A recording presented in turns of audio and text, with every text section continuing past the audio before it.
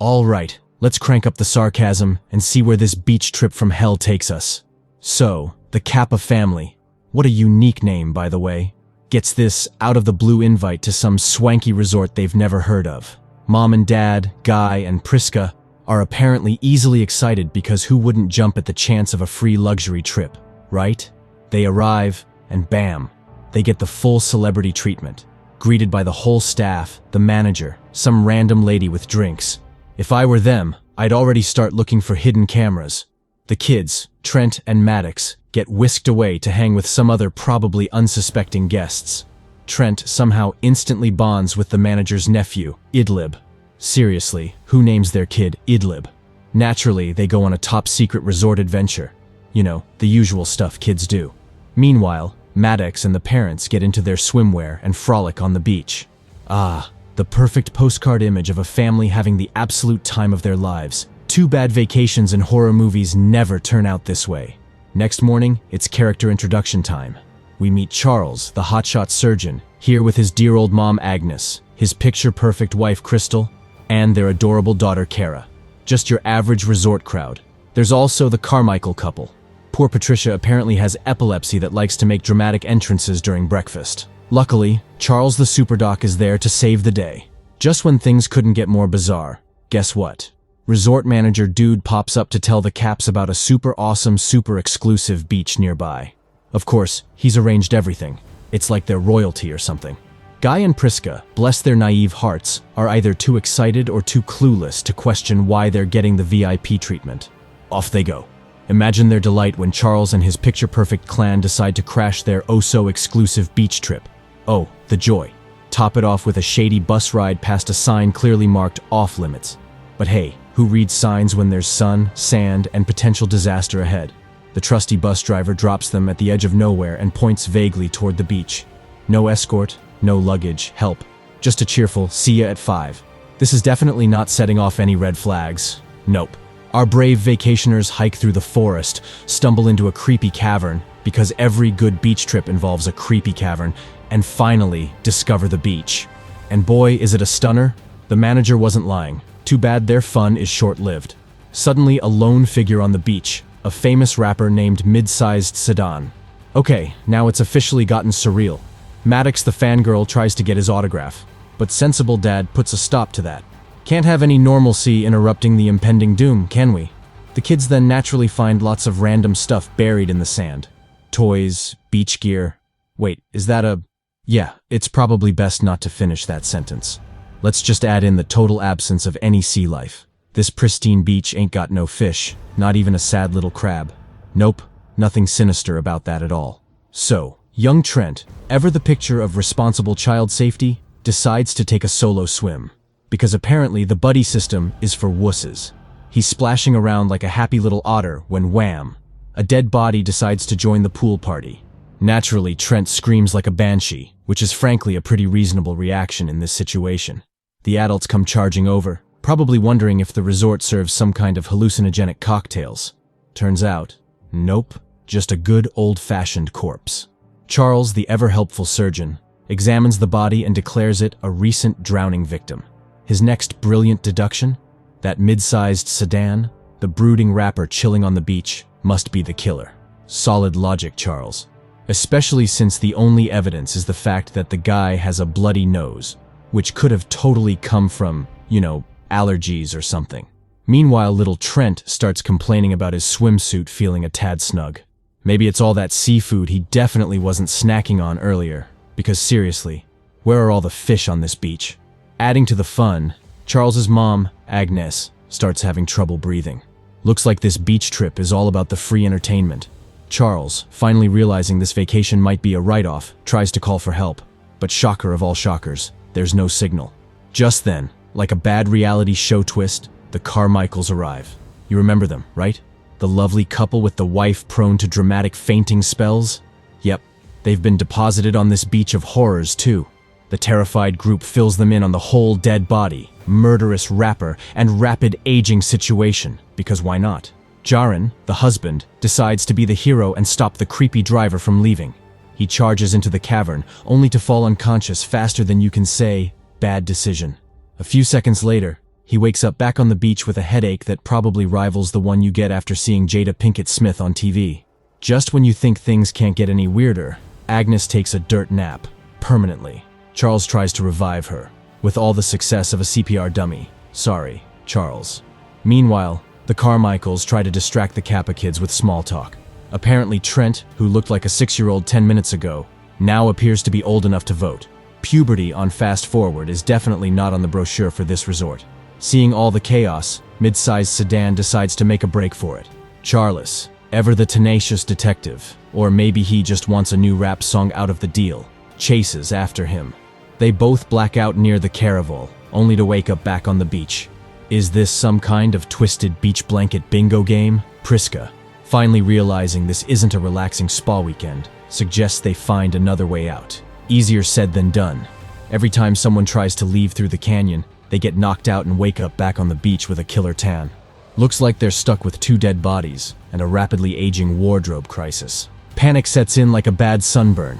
The Kappa family blames it on a virus, while Charles, who's clearly lost his marbles, decides to play Dr. Frankenstein with a knife and mid-sized sedan's face. Surprisingly, the rapper heals like Wolverine after a bubble bath. This beach is officially more messed up than a Kardashian family reunion. Maddox, ever the optimist, decides to befriend the possibly homicidal rapper. He spills his guts about the whole situation. And guess what?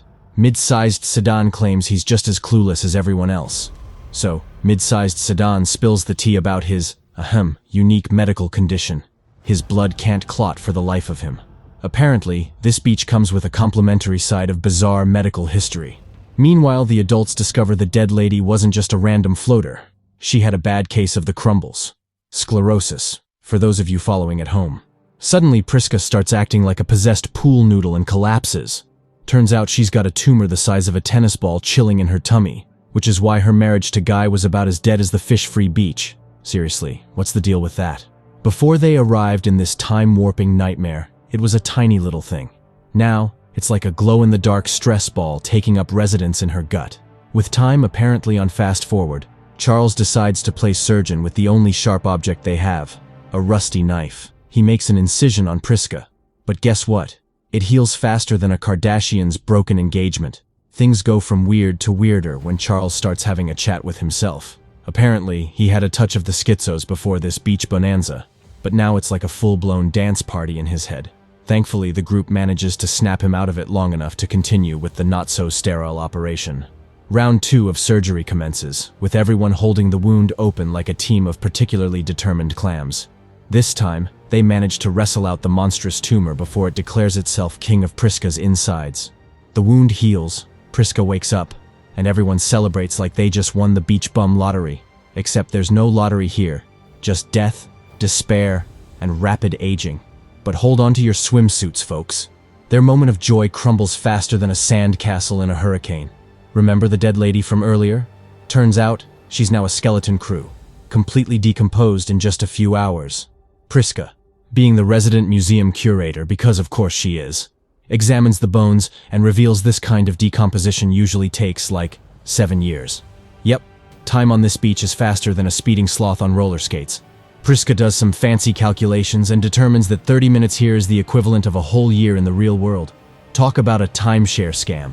Meanwhile, the kids, Trent and Kara, who you might have forgotten about amidst all the medical drama, are busy stuffing their faces with the remaining snacks. When they finally rejoin the group, everyone does a spit take worthy of an Oscars montage. The kids are all grown up. Trent's rocking a beard and Kara's got a bun in the oven bigger than a Thanksgiving turkey. Realizing Kara's about to become a teen mom at warp speed, Charles and the others scramble to deliver the baby. Crystal, ever the supportive mom, or maybe she just fainted from sheer terror, passes out during the whole ordeal. When she wakes up, she learns Kara gave birth, but the poor little Sprague didn't survive. Time zipped by so fast, the baby never even got a chance to learn how to breathe or, not be dead. Trent, now a grown man with the mental capacity of a goldfish, is understandably confused. Charles, on the other hand, has completely lost his marbles. One minute he's threatening Jaren. The next, he's telling his wife to put on makeup because she looks ugly. Talk about marital bliss. Finally, Charles snaps and goes full-on Jack the Ripper on mid-size sedan. stabbing him repeatedly with the rusty knife. So, mid-sized sedan gets a permanent nap, courtesy of Charles's newfound bloodlust. Talk about a bad case of stage fright. Even his blood decided to skip town. Jaren, ever the optimist, or maybe just plain crazy, decides to outrun time by swimming for help. Hey, who needs a boat when you have the determination of a drowning puppy? Meanwhile, Guy manages to pry the knife away from Charles, who's gone about as batty as a rabid bat at a tea party. Suddenly, a light bulb flickers on in Charles' scrambled brain. He realizes a shocking truth. Everyone on this beach has a medical condition. Priska's tumor was the size of a prize-winning pumpkin. Charles himself was seeing imaginary tea parties. Sedan couldn't stop bleeding if his life depended on it, which, spoiler alert, it didn't. And the dead lady had the crumbles. Guy then asks Priska the million-dollar question. Well, more like the 10-cent question at this point. Where'd they even get the invite to this nightmare vacation? Turns out it was on the back of a pharmacy receipt, because who doesn't love a good sweepstakes with a side of existential dread? Clearly, the resort owners were playing doctor with their guest list. Next up on the horror movie bingo card, Maddox stumbles upon Jaran taking a permanent dirt nap in the ocean. Looks like blacking out underwater isn't the best way to beat the heat. Patricia loses it, Kara attempts a daring escape, that ends with a spectacular faceplant off a cliff, and then promptly joins the growing corpse collection. Even Charles's wife kicks the bucket, her body convulsing like a disco dancer struck by lightning. By nightfall, Guy and Priska are starting to lose their marbles faster than Will Smith at the Oscars. This beautiful beach is starting to lose its appeal, what with all the dead bodies and the looming threat of spontaneous insanity. Meanwhile, the ever-resourceful Trent and Maddox stumble upon a book detailing the unfortunate souls who came before them. Looks like they weren't the first guests to get a taste of this time-warping torture. Suddenly, a light flickers on a hilltop, like a cruel spotlight on their misery. Someone's watching them, folks. Back at the beach, Charles, now a full-blown psycho, decides to finish Guy off. Unfortunately for Charles, Guy's eyesight is about as good as a newborn bat's. The ensuing fight is more like a confused flailing contest. Priska, oblivious to the mayhem thanks to her newfound deafness, eventually stumbles upon the scene, grabbing the nearest rusty knife, because apparently tetanus shots are an optional extra on this vacation. She attacks Charles. You'd think a rusty blade wouldn't be much of a weapon, but hey, a little rust never hurt anyone, except Charles, who promptly keels over dead. Meanwhile, the Kappa siblings stumble upon a rapidly aging crystal in the cave. Apparently, vanity knows no bounds, even in the face of certain doom. Crystal attempts to bash their heads in with a rock, but her age catches up to her faster than a speeding sloth on roller skates. Her bones crumble like stale cookies, leaving the kids wondering what fresh horror awaits them next. Guy gathers his remaining strength, which, let's be honest, isn't much at this point, and declares his love for his family. This heartwarming moment is tragically short-lived, as he promptly shuffles off this mortal coil and joins the beach party in the sky. Priska follows suit shortly after, succumbing to the harsh realities of old age, which hit faster than a speeding sloth on a sugar rush on this beach. The Kappa siblings, now middle-aged and emotionally scarred for life, decide to embrace their inner children. Sandcastles become their new therapy, and existential dread is pushed aside in favor of seashell collecting. Suddenly, Trent remembers a puzzle he got from the manager's nephew, Idlib, who probably has his own horror story to tell. He cracks the code, revealing the cryptic message, "My uncle doesn't like the coral." This doesn't exactly win any Pulitzer Prizes for clarity, but hey, desperate times call for desperate deciphering. Realizing the coral might hold the key to their escape, or at least a decent explanation for the whole time warp nightmare, they dive into the water. Of course, because this vacation is all about adding insult to injury, Maddox's dress gets snagged on a piece of coral. Just another day at Franken Beach. Meanwhile, the creepy driver who dropped them off observes the carnage from the hills. Seeing everyone 6 feet under, or, well, scattered around the beach, he calls his boss with a cheery, "Mission accomplished." He then packs his bags and gets out of Dodge, or wherever this creepy beach is located. The scene cuts to a fancy lab filled with scientists who look like they haven't seen sunlight in years. The resort manager struts in and announces that Trial 73 is over. He then brags about how this whole beach scam has saved millions of lives thanks to their super-fast medical advancements. Yep, this resort is about as relaxing as a root canal. They lure sick people in with the promise of sunshine and cocktails, then use them as human guinea pigs for their miracle drugs. Those welcome drinks? More like mystery medicine cocktails. Back on the beach, the Kappa siblings, against all odds, managed to escape the clutches of the deadly waves and the even deadlier coral.